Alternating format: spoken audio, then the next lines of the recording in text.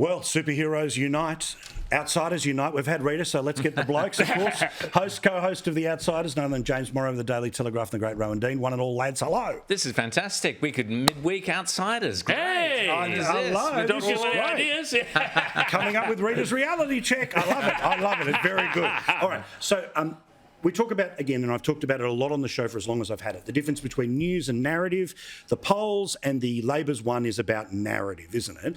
And we're going to hear every day that the number of people that have pre-voted goes from 600,000 to 1.2 million to 2 million. Great. 17 million people are able to vote. And I think that they are going to surprise again. What do you think, Rowan, about the narrative being built? Labor's already won. Yeah, and that's rubbish. Obviously, it's been rubbish every time. I agree with you. I thought Ray Hadley was terrific in the things he said. I pretty much agreed with virtually everything he said there.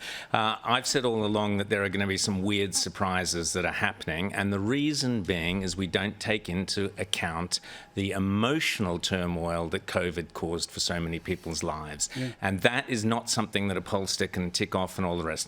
We've got in The Spectator tomorrow, we've got a poll done by a group which has looked at people who were lost their jobs because they weren't vaccinated, so that whole mandate thing. Yeah. And the Liberal vote has collapsed. So there's about 8,000 people they polled. The Liberal vote amongst them has collapsed, and those votes have gone to UAP, One Nation, Liberal Democrats, as you would expect. Yeah. Now, those people, you can argue with them rationally, and you're doing a great job but they're allowed of that to. poll. But they're going to, they have to realise, as you've been pointing out, and as Ray pointed out, they must preference the Libs after they put that vote. Yeah. Ahead of Labor, ahead of the Greens, ahead of the Teals. That then needs to be an outlet for those people who are frustrated, and those people have to understand it's not the Teals, it's not the Greens, it's not the wackos, it's either United, UAP, Lib Dems, or One Nation, or a combination thereof. Well, and as I've talked about before, right, which is, I'm a great believer in taking out insurance in the Senate, right? So you pick a government downstairs, and then if you want to say, you know what, I'm all in on what Clive said about this or Pauline said on, then that's what you do in the Senate. Now, that comes at the expense of great people like Amanda Stoker in Queensland, and I would love to be able to walk both sides of the fence.